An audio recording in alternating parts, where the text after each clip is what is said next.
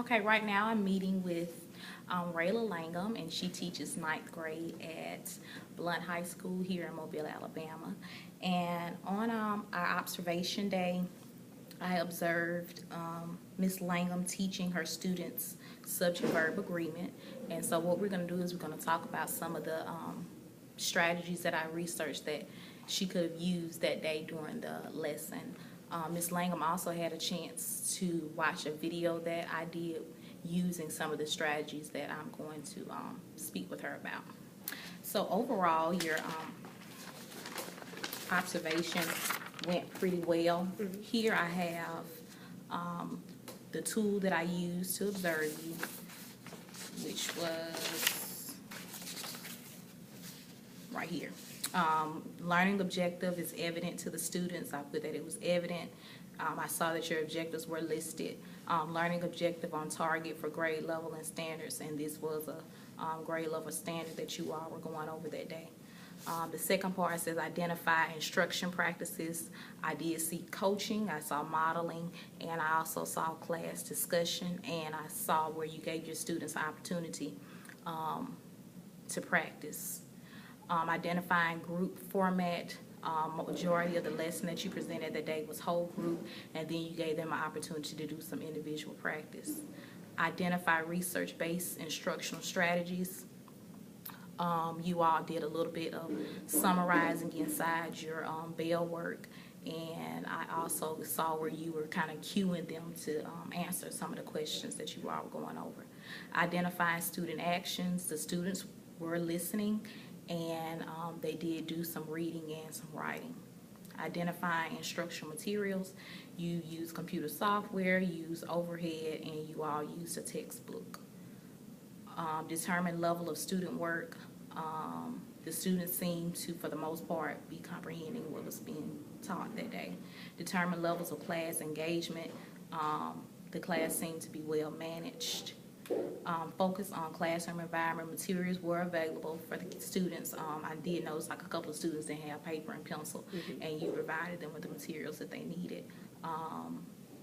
The students seemed to know the routine when they came inside the classroom. They immediately started on their bell work, so I know that they have been in their routine for quite some time. Do you see evidence that the teacher is responding to the different learning needs in the classroom? I saw some, because everybody wasn't on the same level with the subject-verb agreement. You did say that you noticed that some students were struggling. Okay, some things that I wrote down.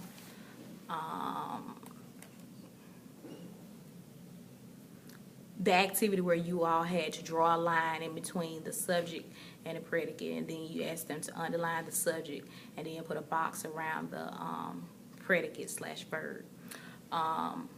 In elementary school, that would be like very time consuming for us. So sometimes I would use, a suggestion would be using a dry erase board and letting the students just like maybe write the subject on the board, and then you ask everybody to raise it up at the same time, and just look around the room to see if everybody knows or can identify what the subject is. And the same thing with the predicate. You can say, put a sentence on the board and ask them to identify the predicate, or read a sentence and tell them to put the predicate on the board. This assignment could also have been done using like groups, and maybe each person could have been assigned a job to do. Like one person could have put the line in between the subject and the predicate, then another person could have put the box around the predicate and the verb, and then another person could have underlined the subject. That way you know that everybody in the group has a part, and that they understand the different components of that sentence. You have anything? I like the idea about using the dry erase board. That would be very beneficial, so it wouldn't take up as much time. And then that way, I could have went on and moved on to the next part of it. So. And then you can use that as a way, like say you see a few people that have the wrong thing up on their board, that'll be your way of just kind of observing who has it and who doesn't have it. Without kind of like singling them out. Like if you wanted to create like a small group or something, that would be your way of seeing the people that still need practice with it. Okay. When you all did the assignment with the Odyssey, I have with the Odyssey assignment, you could have used, a strategy called 4 corners, and like each corner represents something.